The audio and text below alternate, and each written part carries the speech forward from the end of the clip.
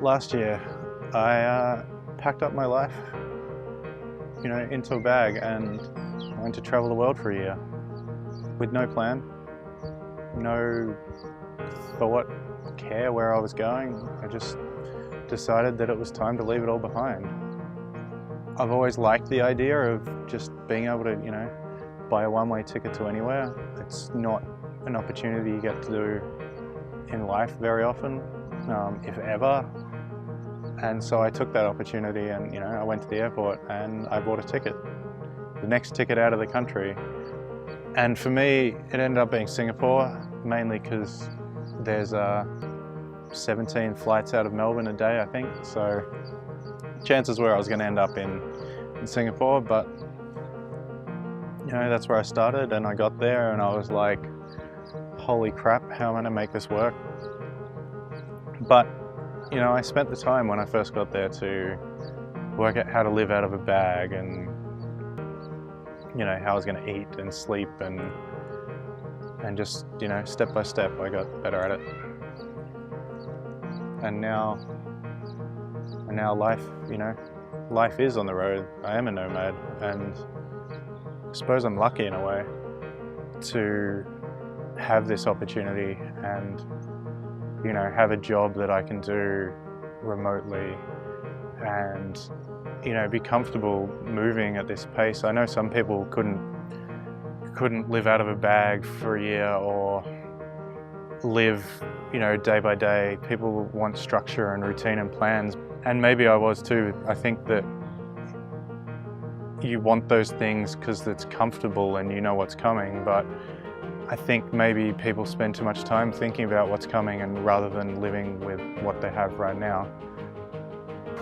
So I met Steve in Cambodia, in Kampot to be exact. We were both traveling through, and I walked into the hostel and there was this guy standing there, had a whole crowd of people around him with his drone. And of course I thought to myself, oh yeah, whatever, it's just a drone, it's not that cool. Nothing to be excited about. And he invites me over to play with this drone. So I was like, oh, okay, why not? And flew the drone, which was actually pretty sick. I got an awesome picture. And then the conversation just carried on throughout the night. And we both had talked about wanting to go up to Beaucourt Mountain the next day, which is a really cool mountain that had old abandoned French architectural buildings from the 1920s. So we rented scooters the next day to go explore, which for me is saying a lot considering I completely destroyed my leg in Bali riding a scooter. So the next day we went riding up the mountain and come across this old church and this old hotel. They're all unfinished. And of course they have no trespassing signs. So what do? We trespass. And it was really exciting just to go in that building and to feel like a kid again and just run around these stairs and just something that I'd never seen before. It was super gloomy that day.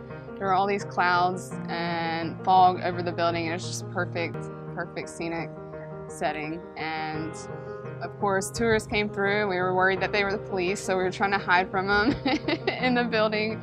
It was ridiculous fun. And that was really it for Cambodia. We both went our separate ways after that. When I eventually went back to the States, he came through and he found himself in a little bit of trouble in good old New Orleans with card skimming. And so I wasn't doing anything at the time. I wasn't under contract, and I was floating around in Naples, Florida, and I said, you know what, screw it, man, I'll come pick you up. And I was originally planning to just take him to Richmond, Virginia, but I ended up taking him over to Savannah to meet all of my family, and then up through Asheville into Richmond, and we just never stopped after that. We just kept going all the way, all the way to Canada. So. And that was 27 days in a car together with someone. I really don't even think I've hung out with someone that long, period. Even the boyfriends I've had, friendships I've had, I've never consistently been with someone, especially in a vehicle, for that long, and somehow we did not kill each other, which is absolutely amazing. And that's really where our friendship started. So 30 countries and 7 continents, and one hell of a year later I get back home, and you know, I just had a bag of stuff that I'd traveled the world with, so home was kind of just another place on my list. And I think it was only 6 weeks. I was there and I was like, how do I leave again? I hadn't stayed anywhere for longer than maybe a few days for a whole year, with the exception of maybe 1 or 2 places where I had friends that I'd stayed for, you know, a week or so. So to be in one spot for 6 weeks again was kind of constricting, and I felt really stuck, and I was just ready to go. And so while I was away last year, I had this crazy idea that I could, you know, maybe I could ride a bike across the continent. And the more I thought about it, the more I thought, yeah, this is definitely something I want to do. But before this trip, I don't think I'd ridden a bike more than 10 kilometers in one go in my life. And so we'll see how this goes. You know, I'm here, I still have no plan. Don't know how this is going to work out. I'm just going to take the same sort of reckless abandon I traveled with last year and, you know, see what happens. I'm definitely excited to start this adventure. You know, new countries, new people, new places, new challenges, new adventure. When he came back from Antarctica, we were just talking, and he was talking about how he wanted to cycle through Eastern Europe. And I was just like, hell yes, man. It's a brilliant idea. I'm all about it. Let me go with you. And so I did. Here I am. That was that.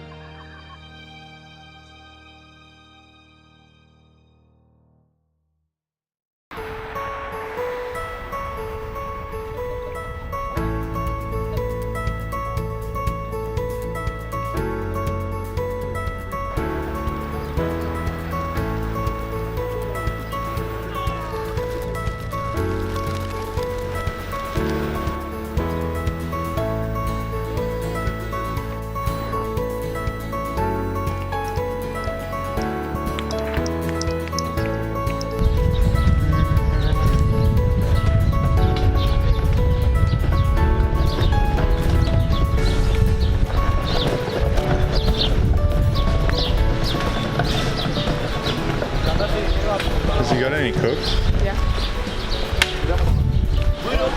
Mamma mia. Kebap, buyurun. Oh, yeah. All this stuff. Yes, sir, your change. Bon appetit. Thank you. Teşekkürler. I got it, man. Yeah.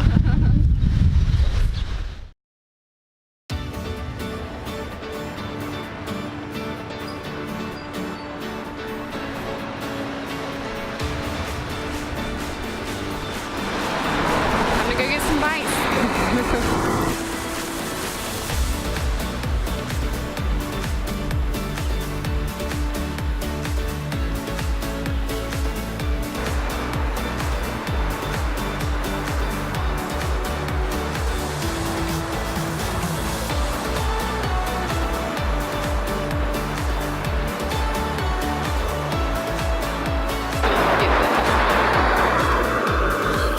All of our gear was totally fit on that.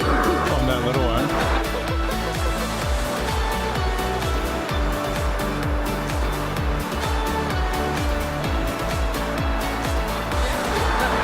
Is it right?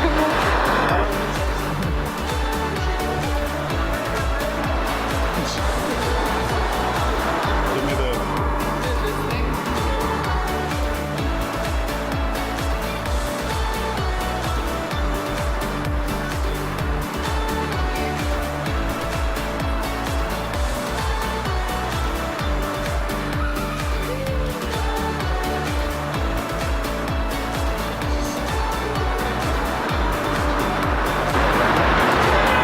All the way to Italy?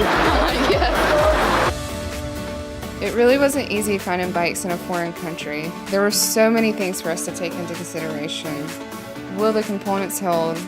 Will the bikes last? Can they even handle all the weight? And is it a reliable brand? I'd say it felt like searching for a needle in a haystack, especially in a city that holds over 15 million people, let alone a massive language barrier. We managed to finally get the bikes fitted, and with a few last touch-ups, we were ready to go.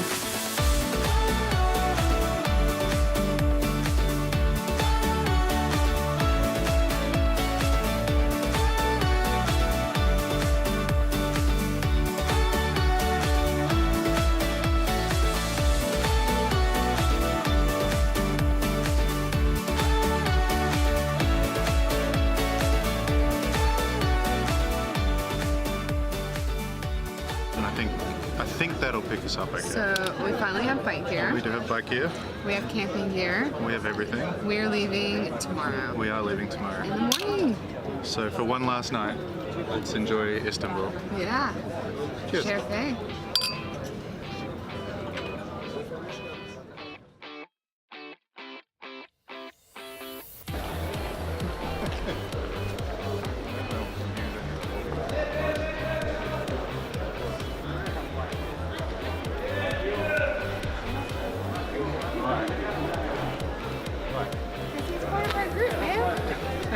We'll get beer. It's fine. Oh man. Yeah, we'll put him on camera. Why not? He's oh my gosh, I didn't mean like that. Slow down, slow down.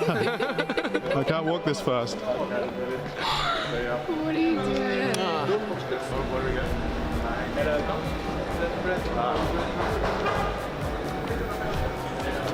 Oh no, rap. Yeah.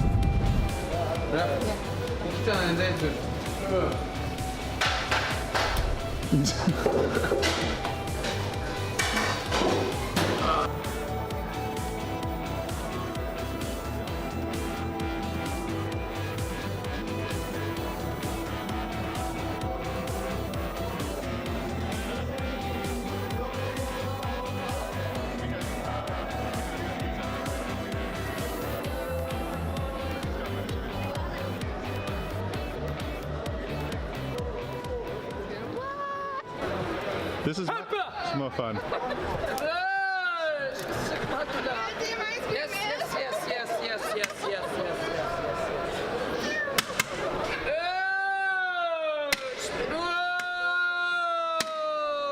He's very aggressive. Did I get it?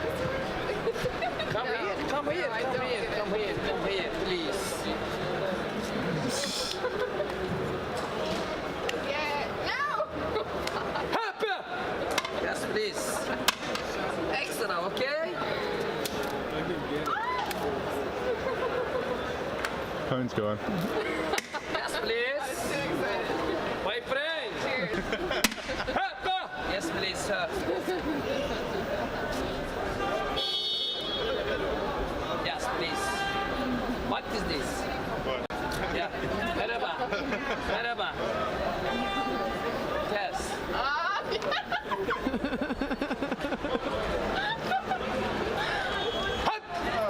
Okay.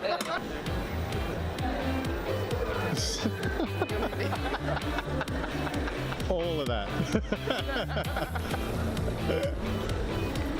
We need to get some beer though. Now? You know where all the beer places are. A little bit more going on down this end.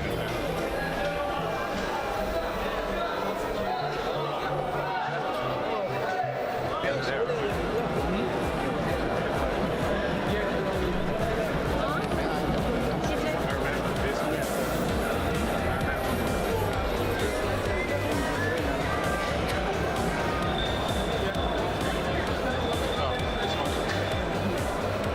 beer.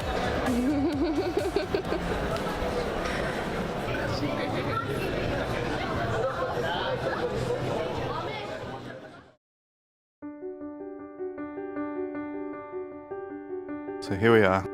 It's the day we're leaving Istanbul. All we had to do was pack the bikes and we could start riding. If only it was that easy.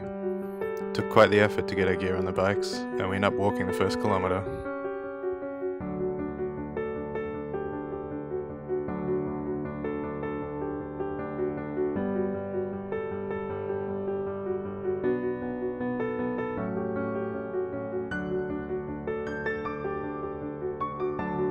Oh, and one more thing about the packing. Unless you were trying to do half a standing backflip, there's absolutely no possible reason to put all the weight on the back of the bike. Lesson learned. And yeah. The taking off's a little sketchy. The sharp corners are a little sketchy. People are a little sketchy. This is the sketchiest ride I've ever ridden in my entire life. At any moment, this little bike could just flip out from me. Or I go flying off the back. Yep. Oh dear.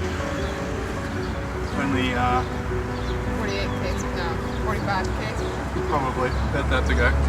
It's 4 o'clock in the afternoon. We might get there by sundown.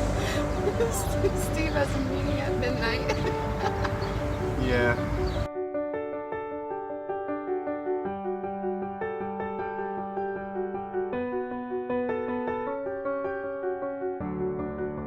The traffic was also pretty hectic, and our navigation led to a few wrong turns along the way.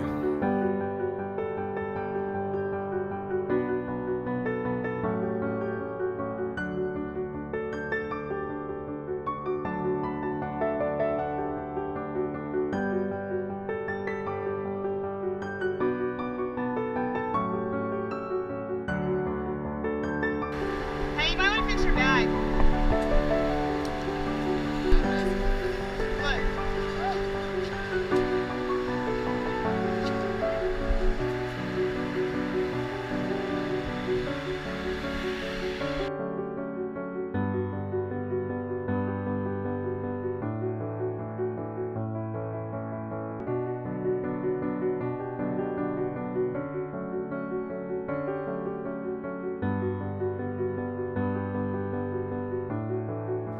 Had a few more spills and we had quite the adventure.